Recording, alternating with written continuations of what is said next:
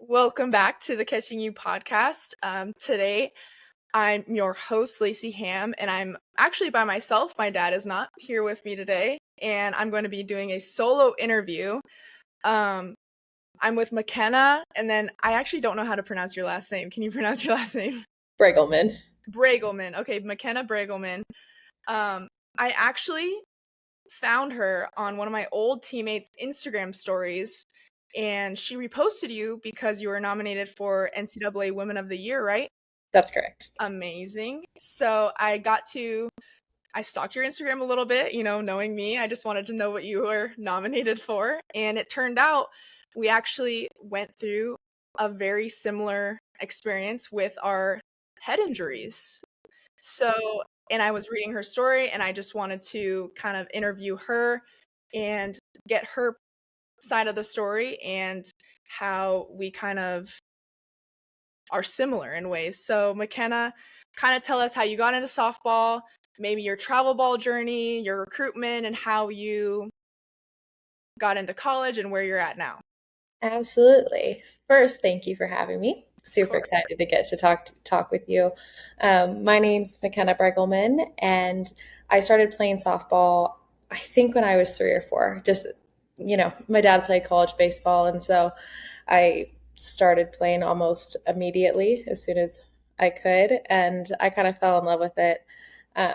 I played travel ball. I started with a team out of where I'm from in Washington. And then as time went on, I played for a travel team that was like the University of Washington's feeder travel team, Team Seattle. So got to spend time with them, and that's where my accident happened. But ended up joining the Northwest Bullets out of Oregon, and kind of got recruited through them. I ended up choosing to go to the University of San Diego.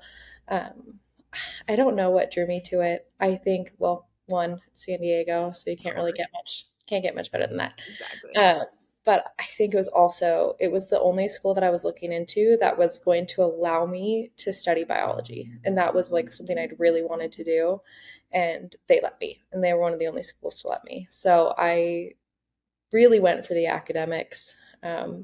Loved the softball program. Had a few coaching changes before I even got there.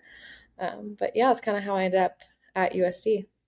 That's really interesting. I think me and my dad have talked about it too, is how some schools don't let you major in what you want to major in. And you're like, you're gonna have to do communication. Sorry. It's like, well, That's that's not what I not what I wanted want to to do. do. we had a I went to San Jose State, so we have like a pretty good nursing program, and I think I had a few girls do some nursing, and it was just a very, very hectic schedule. How was majoring in biology and like balancing student athlete life?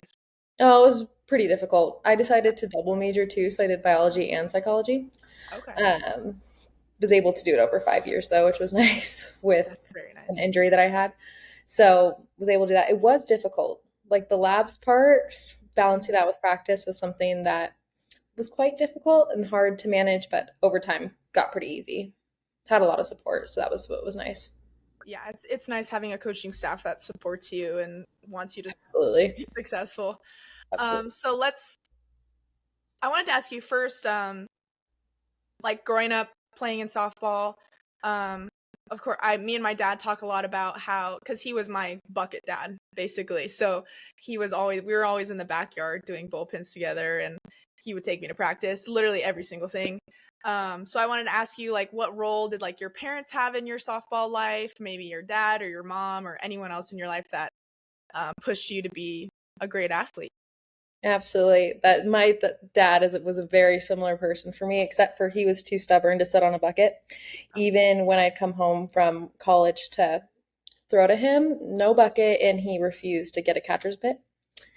He, I don't know, very stubborn individual, but was the Yeah. greatest supporter of everything and all things of me and my dreams. And it was something that we really, really bonded over. And it's honestly one of the greatest joys I've had to get to do that with him. And honestly, he's him and his support, and obviously my mom's support, but getting to spend that time with my dad is something that I will cherish forever. And I bet he really enjoyed that you like stuck to softball because he Oh yeah. was the college baseball player. Where did he go to college? He went to a few community colleges in Washington and then played a year or two at Arizona State. Oh, nice. Yeah. Nice. I'm wondering why no bucket? Like Stubborn. he was in like a regular Yep. catcher's position? Hmm. Oh, He was a shortstop too, so I don't even know yeah. where yeah, A but lot of no, confidence. A lot of confidence. 100%. Yeah. 100%. My dad would actually refuse to catch me when I came back from college. He said, you need to find a catcher because I can't catch you anymore. So obviously you're getting stronger, you're getting Yep. faster. He's like, once you hit 60 miles per hour, I was My not. bets are off. I'm done. Yeah. I had to force him to because like what are we supposed to do over winter break? No, Not throw? No. Right. Yeah. Yeah, exactly. You're catching me no matter what. Exactly. So let's get into what kind of I want this whole thing to uh circulate around is our similarities when it comes to our injuries. And so I'll just give you like a short recap because our listeners have probably heard it a million times. Um, Mine happened in 2018 and it was on Father's Day at practice. So I was with the Batbusters and got hit in the head at practice, woke up to firefighters all around me. Asked me what day it was. I said it was Father's Day. Didn't know my name, the year, anything. What I thought was interesting with your story was how quickly you were out of the hospital. Because I was in the hospital for a week and I didn't get back to pitching till after a whole month. So, just wanted to point that out. But I wanted you to hear kind of the story of your accident and how everything went down. And then we can get to some other details. Absolutely. Yeah. Mine happened in 2017. I was playing in a tournament with Team Seattle up in Canada. It was the Canada Cup. And what was weird about the international rules at the time is the age group we were in, we weren't at 43 feet, we're at 40 feet. Okay. When we should have been at 43 if we were in the US. And I took a line drive to the side of my head. Little bit different is I remember everything. I was not knocked unconscious, and I remember the world like feeling like I was falling in slow motion. Everything around me was going super slow motion. Felt just pure shock. Felt my like self fall to the ground. Nose started bleeding. Like all the stuff, and I remember like the firefighters that came and were at the field and were able to get me off the field and remember everything that kind of happened there. Was transported to a hospital and then obviously they found a brain bleed and so was transferred to a children's hospital. And not as important now, but what kind of stuck with me is when I was getting transported to the children's hospital at the time, I had an EMT tell me, like I asked a question and asked why we were in kind of like a hurry, and he kind of just said like we're in a hurry because like you could die, and just really shocking for a little 14-year-old. Exactly. It's a little scary. But I ended up being okay after 24, 30, I think it was 36 hours of observation and was able to be released. And since it was in Canada, there were a little bit of a blurred lines. And so when I talked to like my pediatrician, who was the one who cleared me in the States, it was like there was not really much follow up. I just kind of said I was fine and was able to play 2 weeks later, and we had PGF. So I wasn't, I wasn't not going to be there. So Exactly. yeah, started playing 2 weeks after with a face mask that time though. Yep. The face mask. My grandpa actually sent me a link to one where it was a helmet plus the face Oh, mask, beautiful. and I said no, thank you. I'm I'm okay. fine. Yeah. I don't need Um, it. that's interesting being in a different country Hmm. with all that happening. Were your parents there? My dad was. Your And dad what's was. nice is like, so from Washington State, so it wasn't like it wasn't a big drive. It was like 3-hour drive. So my mom came immediately after everything had happened. But my dad was the one there, and I had a lot of close family friends, people I consider family, that were there, who were also with me at the time. Perfect. Yeah. That's so the EMT told 14-year-old self that like you could die. Mm-hmm. I feel like that would send you into like distress. In the moment, it didn't, because I don't think I was thinking very clearly. Yeah. But as like when I started to come back to play was really when it started, like that was the active thought that was running through my brain. And I can honestly say that was an active thought for about 6 years later. So Yes. obviously, Absolutely. yeah. Yeah. That's so interesting that he told you that in that kind of moment in the Hmm. ambulance. Um I'll share like kind of that my similar moment to that was when I was rushed to the urgent care with my mom because my dad was at home on Father's Day, you know, having a cup of coffee, and my mom brought me to practice, and so she was there with me, and I'm just all over the place.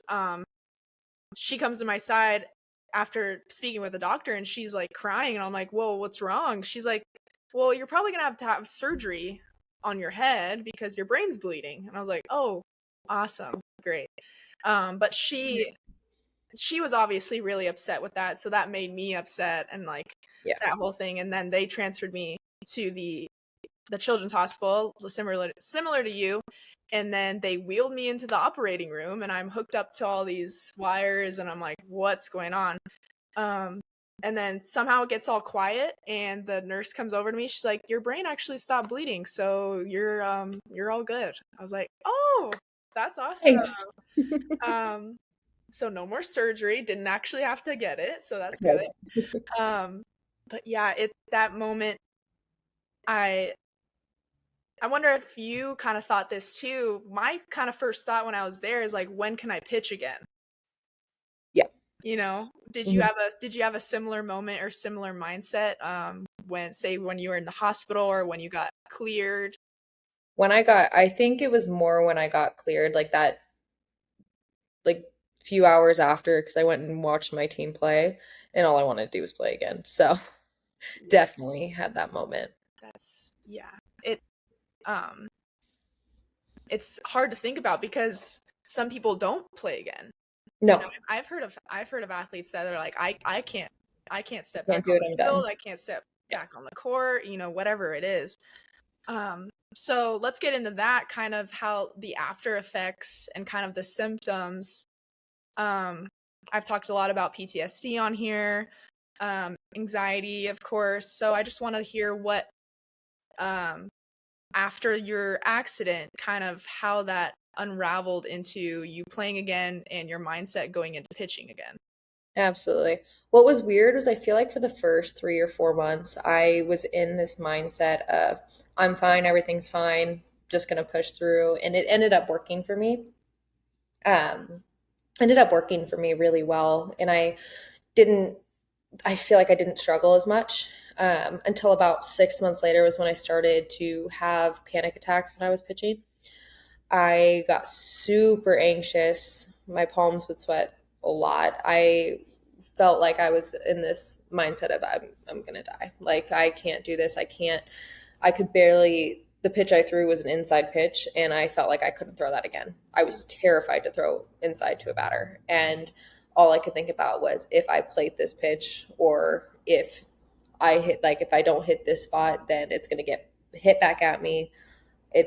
I'm going to get hit again, and this time I'm not going to be so lucky. This time I'm going to die. Like that was the active thought process that was going through my head, and started about 6 months. I really noticed it like the first time, like one of the bigger panic attacks was like the anniversary of the event.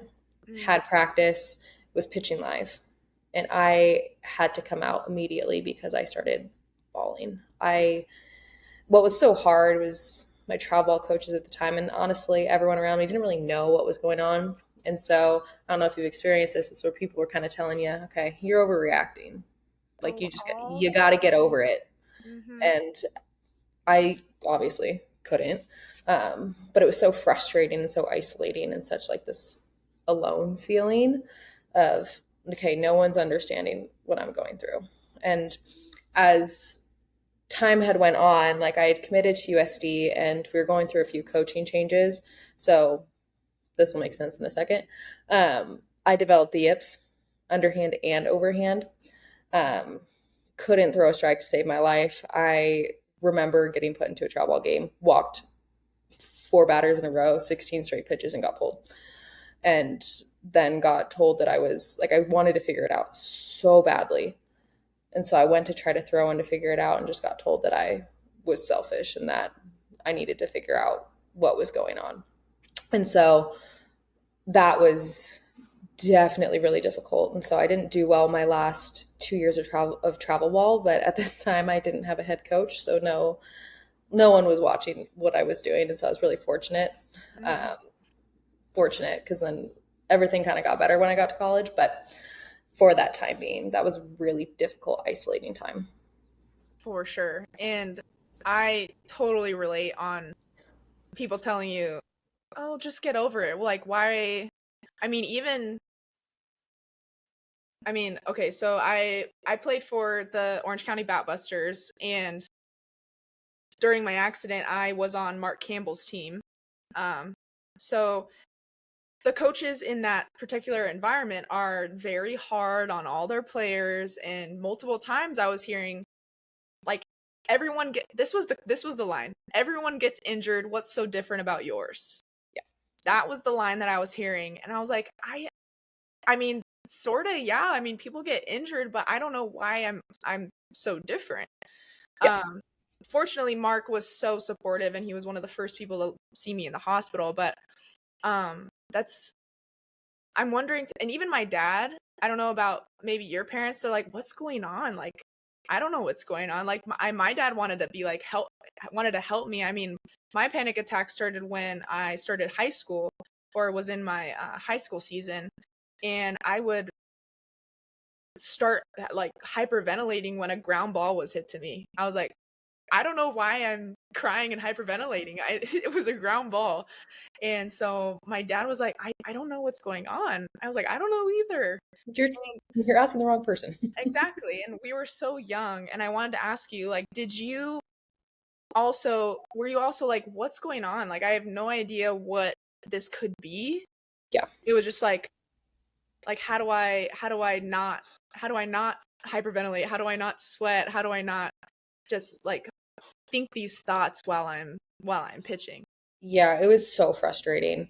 Like it was like the same thing if a ball got hit back at me, I'd have to get pulled Yeah. because and that happened through college. Like I would have to get pulled because I would have an absolute panic attack and just be not functioning for at least a good 30 minutes. But no, I always wanted, like, I wanted to know and I wanted to know what was wrong so badly. But I thought it was something physical. Like, I thought it was something like a pitching mechanic thing that I could work through. And because, like, I flinched a lot after that. And that was another thing of you got to stop flinching. I'm like, if I knew how to do that, that would be If I could outstanding. control that, I would. I could control any of this, Yeah, this wouldn't be a problem. So exactly. I think I definitely felt that. And I think that was definitely one of the hardest parts is it wasn't physical. It was in a way, well, it was mental, but like in a way it was like something that I couldn't control. So Right. And I mean, at that time, you really can't control it no. unless you do like go and seek help from someone who knows what they're doing and knows Yeah. what is wrong with you. And I what I noticed when I got to college, I don't know if you noticed this, but um we finally learn kind of the basis of sports psychology and kind of these different aspects of it. And they mentioned like injury PTSD or like PTSD. And I was like, I fit in every It's me. category. I actually fit. And what kind of it made me happy to categorize myself a little bit. I don't know about you, but I was also very frustrated because how come I didn't know about this when I was going through this all of high school? So I kind of want you to say, because you said things got better when you got to college, right? Yeah. Um, kind of walk me through when you got to college and maybe got introduced to your like first sports psychologist or kind of found something in a book or a blog, and like you finally were like, this is it. This is what I've been going through. Yeah. So I had told my pitching coach at the time, I told her about my accident, and that she's the one who was like, okay, like I would recommend you go see a sports psych. I'm like, okay.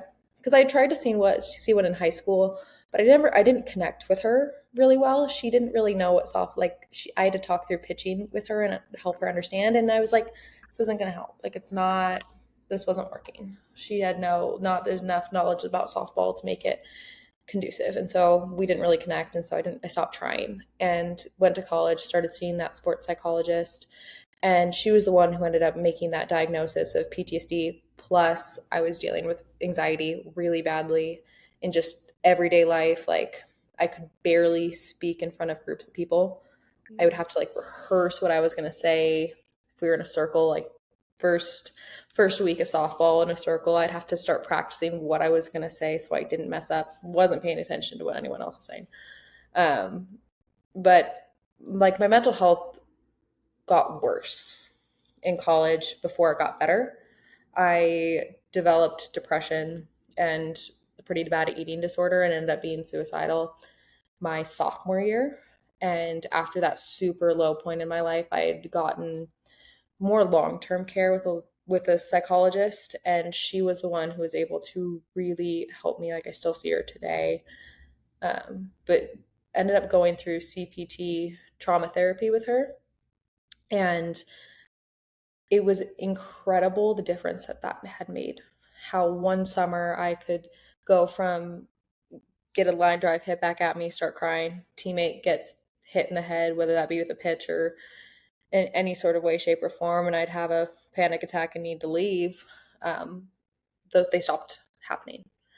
And it was the most liberating and freeing feeling knowing that, okay, I have PTSD and there's a label to it, and there's nothing wrong with me. It's not me, it's something that's happening to me, was so freeing. And then being able to work on it was something that was also freeing as well, knowing that I didn't have to live with it forever. Because I think that was a big fear of mine, is this is going to last forever and I have no hope and I don't see a positive future for myself because of it.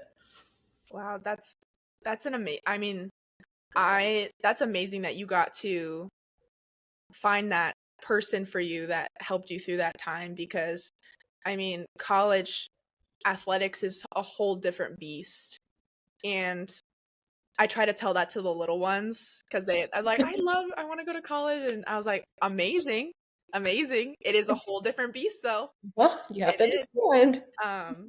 Because I feel like a lot of, say, coaches, like they don't really talk about the realness of the schedule, the balance of school and softball, and like what you were going through with, like, say, like you're double majoring, and the stress that could put on someone is insane. So I'm really glad you got to find that person for you that you really connect with. What was I say? Oh, it's what I wanted to go back to your high school sports psychologist, how she didn't really understand like what softball was. And because I think I told you that I wanted to major in, or I'm gonna get my master's in sports psychology, and that is so important, is to relate. You need to relate to your athletes and like your clients and everything, and you shouldn't have to explain yourself. No. You're like, oh, I can't go a strike, and she's like, well, what's a strike? Explain that to me. Show me how you pitch. Yes. that's not gonna work. So no. I met my sports psychologist at San Jose State. He played college baseball, so he was perfect. Amazing. He knew all those details. And I wanted to ask you about the because you mentioned you had anxiety as well. Do you think that your accident kind of how do I want to word it? Like, impacted your life outside of softball as well? Because you were saying how you struggled to talk publicly in front of people. That's not necessarily like pitching related, not like you're in the circle on the mound, oh, I have to talk to someone. So would you say like it had a major impact in your life outside of softball, because that's crucial, social life, family life, school, all of that, stuff that's not related to softball? I definitely think it played a role in it. I realize over time that I've dealt with anxiety as a kid and going forward. Like I just realized I was a really anxious child, and started to pinpointed that. But after my accident, I became more anxious in my relationships just with any single person because I was afraid of judgment. Mm. With those like individuals saying you're overreacting or you're being a little bit too dramatic, like I believed them. And so that whole sense of safety and trust in people kind of went away for a little bit. And so anxiety was just lived with me. And I was anxious about, is this person going to judge me? Is this person going to have like make a comment like I need to be perfect? I need to make up for the things that I'm lacking right now. And so it definitely just exacerbated everything and only got worse when I went to college in a new space, afraid of what people were going to think about me, which is not something that I live by today, and I'm grateful for that. But it definitely affected my relationships going forward, and it did for a long time after that. It's very relatable, like we're just kind of the same person in Yep. multiple ways. But I want to get into, because you said after the CPT therapy, Yes. you felt more, it was very freeing. So kind of describe like when that started to feel, or when softball or life started to feel like that, and kind of how you finished out your college career, and how that mindset was changed. Absolutely. Like end of my sophomore year, I was so fed up with how mental health was perceived in college athletics. So I finally shared my story with PTSD and was able to do so and have a really good response. And so I think that was like the first acceptance thing for me. It started with before CPT, my therapist kind of was really big on those coping skills when those panic attacks would happen or when something would happen where my anxiety was on a 10. Like we developed, or she helped me develop these coping skills that would help me through that, which was a great step one for me. And then CPT, I did it my summer going into my senior year. Or no, my redshirt junior year was the year I did it. And it was right after I had redshirted. So I really wanted to focus, since I couldn't do much physically, all I could focus on was the mental side of the game, and really wanted to commit to not having to deal with PTSD or have it have such a profound effect on me and how I was pitching. And so went through that. And I think what was so freeing about it was I was able to identify that the thoughts that I was having wasn't me. Like I was telling myself a false story. I was telling myself, like, making comments in my head when I was pitching of, oh, you're going to die. Is that true? No. Is that a high probability of occurring? No. And was able to reframe those thoughts into creating a statement that I believed in and could outweigh that I'm going to die. And for me, it was, I've survived 100% of the pitches that I've thrown. And that's a pretty dang good statistic. And so I kept repeating that to myself and kept working through different thoughts in that regard. And I started noticing when I got back to pitching my redshirt junior year, my PTSD wasn't as strong. Like those voices and those thoughts weren't as loud. And I could still find myself having some kind of reaction. Like my nervous system was highly aroused and sometimes leading to some anxiety and stuff like that. But it wasn't as strong. And I wasn't out there afraid to throw an inside pitch or afraid to miss a spot. Granted, still afraid to miss a spot, but for different reasons. The glove goes up. Yeah, exactly. The glove goes up. Yep. Exactly. And like it was so cool because there was a game that year that I had a ball, like a line drive hit back at me, and it hit the palm of my hand. Like it didn't, whatever. It was the first time I was able to stay in a game after that had happened.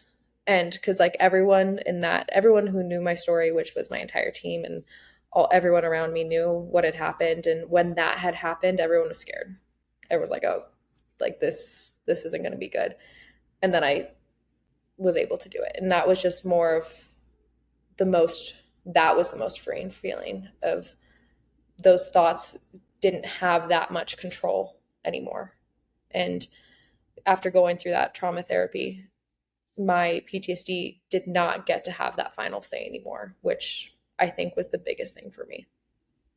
Amazing. Yeah. I mean, I relate to you on like that feeling you said that you had, like your whole team knew, your coaches know, obviously, like there were moments they're like they know that it could potentially be like, okay, McKenna's not okay. She needs to catch her breath a little bit.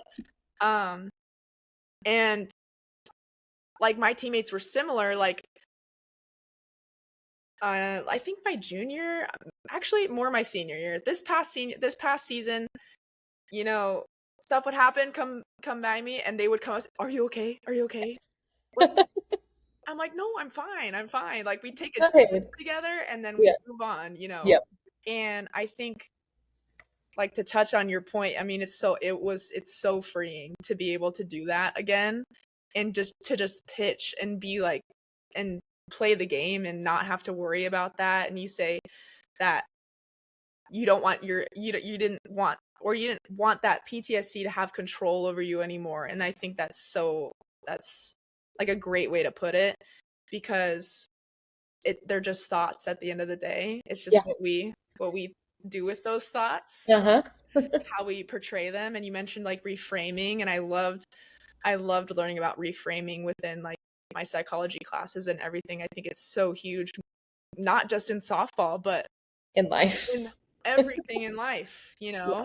I try to tell my teammates more about, you know, if I think, oh, I hope I don't walk this person, I'm what's gonna gonna walk happen? this I'm gonna person. walk them. And 4 straight balls. For two balls. Or if it's 3-2, I'm like, oh, hope I don't throw a ball. I'm probably gonna throw a ball. Absolutely. So it's reframing those thoughts. Absolutely. But I'm so glad that you had like a freeing. Would you say it was more like your last 2 years of Yeah. playing? Your last Yeah. 2 years? Okay. Last 2 years were definitely a lot better. And like to your point is my catcher would come up to me after something had happened. She'd be like, "We're gonna take a deep breath." And I'm like, "Yeah, we are. Thank you." But I had those people on the field that were able to just, if something were to happen, they're like, "Do you need a moment?" Like they'd call timeout. They'd be the ones that are just wanting me to recenter. And I think that support was also just so heartwarming, Mm-hmm. knowing that they may not relate to what I'm going through, but they love me and support me enough to help me through it anyway Yeah. and be there with me through it anyway. And I think that was that's when I stopped feeling alone, is when I was able to talk about it with my teammates and they were able to have my back, even though they didn't know exactly what I was going through. Exactly. I mean, they could probably, I mean, that's like kind of the beauty of like a team sport, I feel like. And say like before, when you were on the field and something would happen and they'd see you in distress, like I don't, they probably didn't want to see you like that. I mean, no one wants to see you like that. And especially on the field with everyone watching, and there's the cameras and the dugout, and like it's too much. It's too much. Yep. And so I'm glad that um your teammates and like even my teammates were supportive in that time. And one of my, I think my second baseman, she would like what is it? She would wipe me from like head to toe. She's like, "You're gonna wipe it all away." And she would take her glove in her hand and she would wipe me down like head to toe. And she's like, "Are you good now?" And I said, "Yep, Yep. I'm all good." I am. How did so you said you went through a few coaching changes. Did you go through any coaching changes through your time at USD? Yeah, so I went through not head coaching. The head coach stayed the same for my 5 years, but I went through 4 different pitching coach changes, um, which was difficult, but it ended up being not as difficult as I thought it would have been. Okay. But every single one of them was very aware of what I was going through and were very supportive through that. So if I didn't have them through that, it would have been a lot harder for me. Okay. Yeah, I was gonna say, I went through 3 pitching coach changes. So same thing, my head coach stayed the same all 4 years. She actually recruited me because of how I got through my head injury. She's like, I feel like that's so inspiring and you're strong. And I was like, thank you. Thank you. Thanks for taking the chance. Yeah, but I went through 3 pitching coach changes. And my last pitching coach, she was like 26, recent graduate, um, and she really helped me through like that process. And I think I mentioned before, like senior year was my first year. I didn't have any like symptoms of like anxiety, panic attack, crying, heavy breathing, and I think having that support system, like coaches or even teammates, is so important with PTSD or anything else regarding Absolutely. mental health in team sports. Absolutely. So let's go to the advice that you would give to young athletes or that are listening to this podcast, or even athletes that have gone through an injury or are maybe even going through the similar symptoms we went through. So what advice would you give to those people or those young athletes that, or even the parents? I mean, a lot of parents listen to this podcast. Maybe they're seeing it within their kid. What advice would you give to them? To the athlete, it's asking for help is a sign of strength.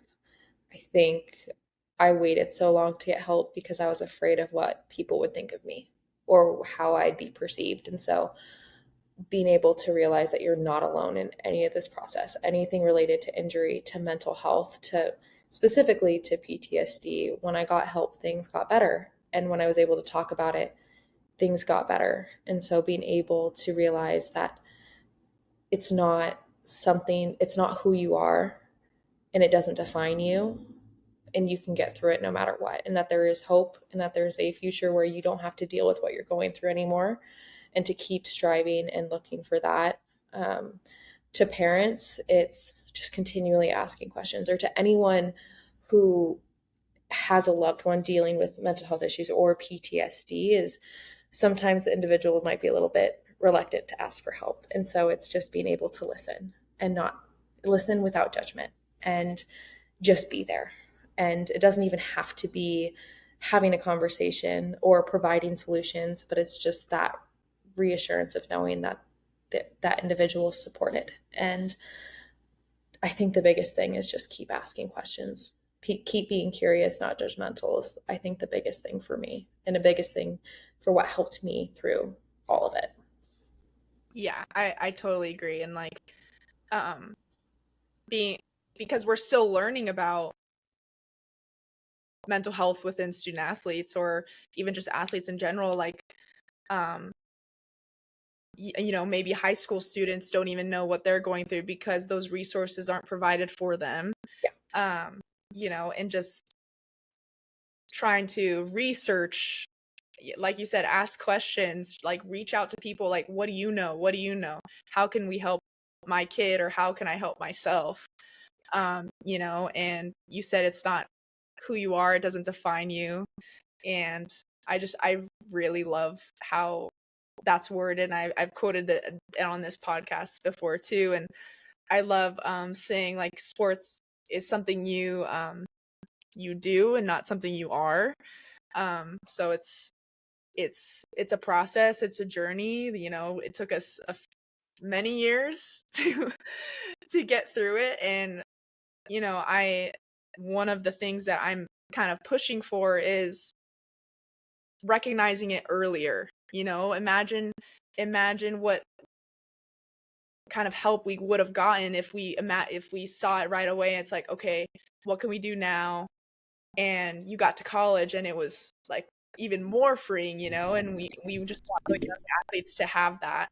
So yeah, anything else? Maybe like what your future plans are, what you're doing now, you know? Yeah, right now I am getting my master's in sports and athletic administration at Gonzaga University, and I've gotten the chance to work in the athletic department, which has been super amazing. And I'm hoping to go to law school because I love advocating for mental health, and I've actually done research on mental health and athletics that's hopefully going to get published pretty soon. And I want to be able to continue advocating for mental health resources on all sorts of levels. And so I think law school is going to be my step in doing that. Awesome. Yeah. So with law school, what would you be able to I'm thinking like are you looking to like pass laws in sort of stuff like that for athlete mental health?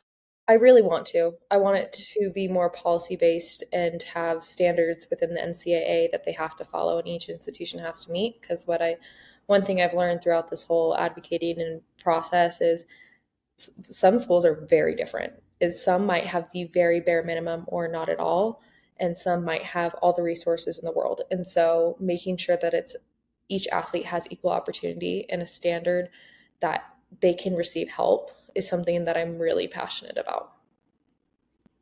Totally. And I agree with you on like pushing it through NCAA. You know, we had that that period of time in college when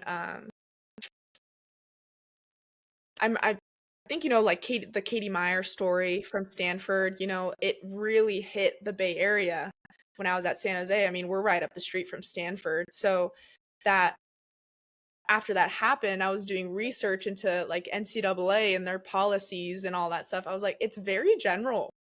Yeah. It's very There's no general. enforcing. No enforcing. It's very just here it is. You do what you want with it, and then Yeah. we're just gonna take a step back.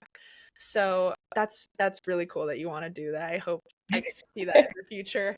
I appreciate that. Hopefully, I'm a sports psychologist at one of these institutions. You Yep. know. So it was amazing getting to hear your story today, McKenna, and I'm so glad I got to meet you. It brought a lot of peace knowing that I'm not alone because I think you're probably the first person that I've ever met that literally went through the same thing. And I mean, what's the coincidence in that we went through the same exact It's insane. accident? Yeah. Yeah. So it was great meeting you, McKenna. Thank you for coming on the Catching You podcast. Absolutely. Thank you for And having me. I am so excited to see where you go in the future.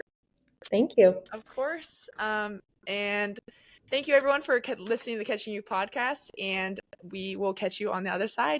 Bye.